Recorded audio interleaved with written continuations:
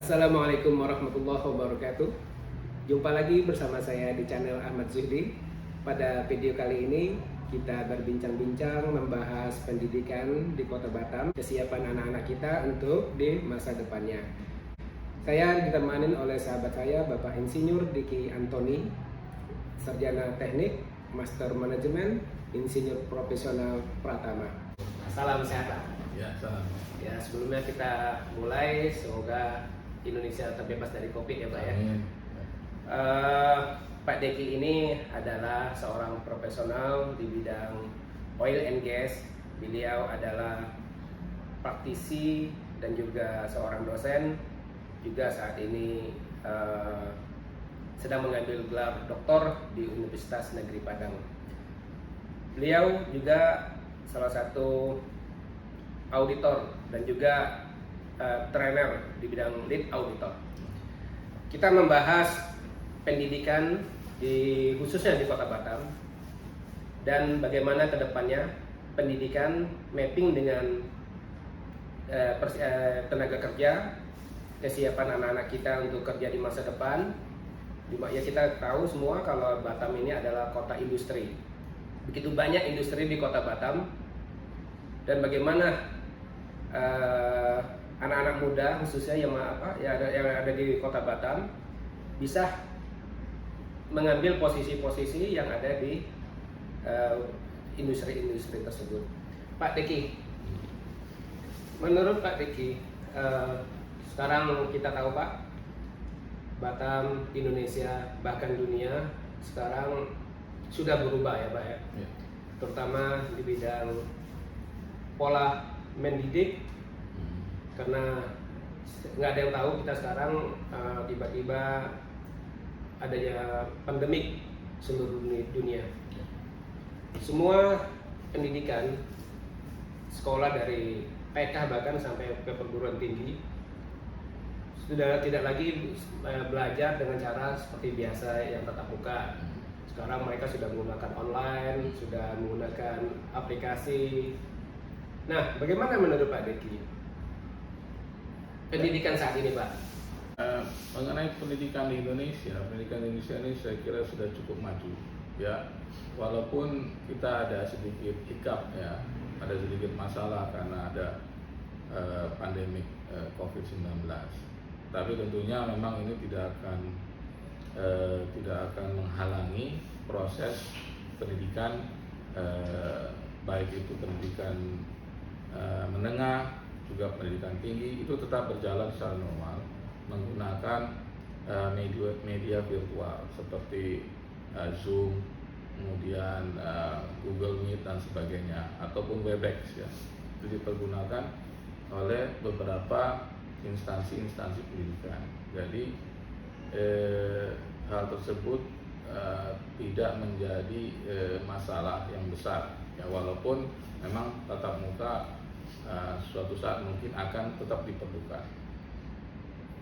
Dan mengenai pendidikan yang sesungguhnya harus diterapkan di dalam dunia pendidikan dan bagaimana efeknya terhadap mahasiswa yang lulus untuk siap menjadi tenaga pekerja dan diserap oleh industri. Inilah yang harus sebenarnya kita lebih pikirkan, ya. Kalau menurut data statistik pada tahun 2020 di Indonesia secara menyeluruh itu ada sekitar 8 juta orang yang menganggur. Jadi ada sekitar 8 juta orang yang menganggur di tahun 2020 itu. Pak Deki, dari 8 juta dari statistik tersebut, itu apakah semua dari sarjana atau gimana Pak? Tidak, sarjana itu cukup kecil saja. Itu sarjana itu sekitar 7%. Ya, 7% diantara dari 8 juta itu adalah komposisi dari sarjana. Sarjana ini yang maksud saya adalah lulusan perguruan tinggi, yaitu D3, D4 dan S1, ya. Dan di atasnya, ya. Nah, itu hanya sekitar 7% saja, yaitu ya sekitar 600.000 orang. Dan itu di Indonesia secara besar. Sedangkan kalau di Batam sendiri itu kalau lihat dari Kepri itu kita itu ada sekitar tenaga kerja kita itu sekarang itu ada sekitar 700.000 orang yang terdaftar ya, saya nggak tahu kalau 700.000 orang. Dan dari 700.000 orang tadi itu ya setiap saatnya, setiap tahunnya itu ada sekitar, kalau untuk Kepri itu ya sekitar 10.000 mahasiswa baru yang lulus setiap tahun. Ya. Semua perguruan tinggi? Ya, dari semua perguruan tinggi di Kepri. Tapi kalau di Batam mungkin ya sekitar antara 60-70% itu berasal dari Batam, saya kira, karena Batam lebih banyak perguruan tingginya daripada daerah-daerah lain di wilayah Kepri gitu. Iya. Jadi ada sekitar mungkin 6.000 orang mahasiswa yang lulus dalam setiap tahun, dan ini pemerintah dan juga swasta ya harus berusaha menyerap ya tenaga kerja tadi ya. Belum lagi itu dibandingkan dengan lulusan yang di bawahnya ya, lulusan SLTA dan kemungkinan masih ada yang SLTP ya. Tapi itu D3, D4, S1 itu udah sekitar, kalau di Batam mungkin sekitar 6.000 orang. 6.000 orang tahun ya. 6.000 orang. Ya memang juga komposisinya enggak semuanya mencari kerja, karena beberapa mahasiswa di Batam itu sudah bekerja. Sudah bekerja Dan mereka melanjutkan ke perguruan tinggi. Iya. Ya emang di Batam itu salah satu kelebihannya kena kota industri ya Pak ya. Jadi penyerapan perusahaan terhadap tenaga kerja itu bisa dikatakan lebih dini Pak. Misalnya dari lulusan SMK, mereka magang, kemudian mereka dianggap bagus, kemudian direkrut sama perusahaannya ya Pak ya. Iya. Nah, tapi ada juga yang misalnya lulusan dari sekolah umum, SMA atau SMU sekarang, mereka bukan didesain untuk bekerja, tapi untuk melanjutkan ke pendidikan selanjutnya. Sekarang Pak, secara apa ya, di antara apa nih Pak, cara statistik Pak, biasanya tenaga kerja apa Pak yang paling dominan diisi, apa yang paling populer atau paling cepat diserap di kota Batam ini Pak, khususnya dari anak-anak yang adik-adik kita yang dari universitas atau dari perguruan tinggi D3, D4 atau S1 itu Pak? Ya memang secara komposisi itu tergantung ya, karena Batam ini kan kota industri. Jadi otomatis maka tenaga kerja yang dibutuhkan adalah tenaga kerja yang dibutuhkan oleh industri, yaitu seperti manufaktur ya. Manufaktur salah satunya, walaupun mungkin juga ya manufaktur ini kan bisa terdiri dari ya baik dia manufaktur ringan, kemudian menengah dan berat gitu ya. Ringan seperti ya pembuatan molding dan sebagainya sampai ke garment, terus kemudian mulai berat mulai alat-alat industri, dan kemudian sampai kepada industri berat, yaitu ya seperti shipyard, kemudian pabrikasi yang seperti di McDermott dan daerah Tanjung Uncang. Nah itu semuanya akan menjadi tempat tempat di mana tenaga kerja baru ini akan diserap ya. Pak, sekarang kan kita tahu Pak, perkembangan teknologi Pak ya, terutama teknologi di bidang IT itu hampir berkontribusi besar untuk semua industri. Nah sekarang kita tahu Pak, mayoritas teknologi itu kan dari luar, tentu bahasa yang digunakan semua sudah bahasa asing.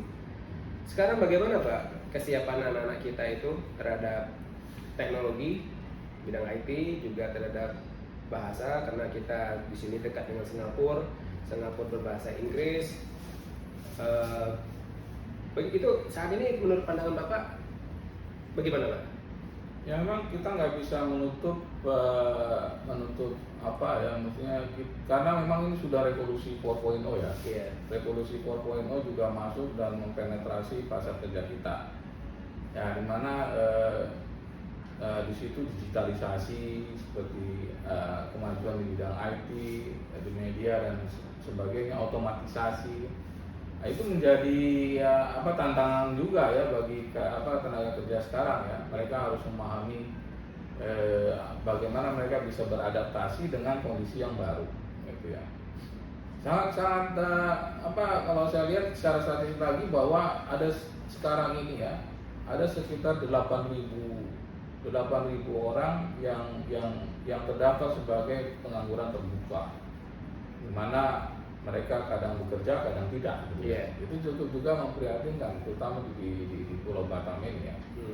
Nah, sehingga apalagi ditambah lagi kondisi tadi itu akan diperparah oleh adanya COVID ini ya, COVID-19. Maka baik industri maupun tenaga kerja akan merasa kesulitan. Iya. Dengan COVID ini Pak ya, kita lihat banyak dari beberapa perusahaan itu mengubah strategi. Salah satu strateginya itu tenaga manusia itu tergantikan oleh mesin atau teknologi. Nah, pandemik ini sepertinya mempercepat proses itu ya Pak ya. Sekarang dari sisi kampus Pak, dari sisi kampus, apakah mereka juga mempersiapkan itu Pak? Kebutuhan dengan adanya teknologi, dengan adanya strategi baru di beberapa di perusahaan, otomatis seleksi alam terhadap anak-anak kita mana yang bagus itu yang akan bisa bertahan atau bisa mendapatkan pekerjaan itu Pak. Itu gimana Pak sekarang ini Pak, metode dari sisi dunia pendidik Pak, dari Bapak sebagai pendidik itu bagaimana Pak sekarang strateginya Pak? Ya, kalau dari sisi pendidik ya memang sebenarnya sudah ada kebijakan atau program-program pemerintah, terutama yang barunya adalah kampus merdeka ya.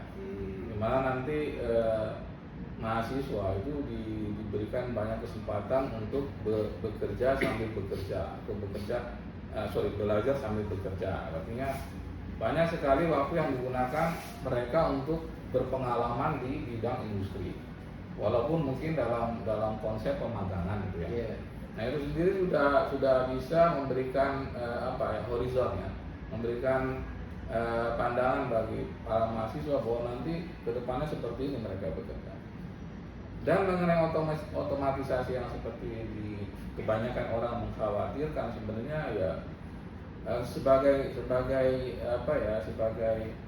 mahasiswa yang sudah pada level akademis, itu sebenarnya sudah dibekali Pak di dalam kampus, yaitu kemampuan mereka untuk berinteraksi dengan perangkat-perangkat teknologi, ya apalagi mereka yang bergerak di bidang IT ya, mereka paham benar bagaimana mengerjakan program dan sebagainya. Itu juga merupakan bantuan dari kampus kepada mahasiswa untuk bisa beradaptasi nanti. Kita masih berbincang-bincang untuk masalah pendidikan khususnya di Kota Batam.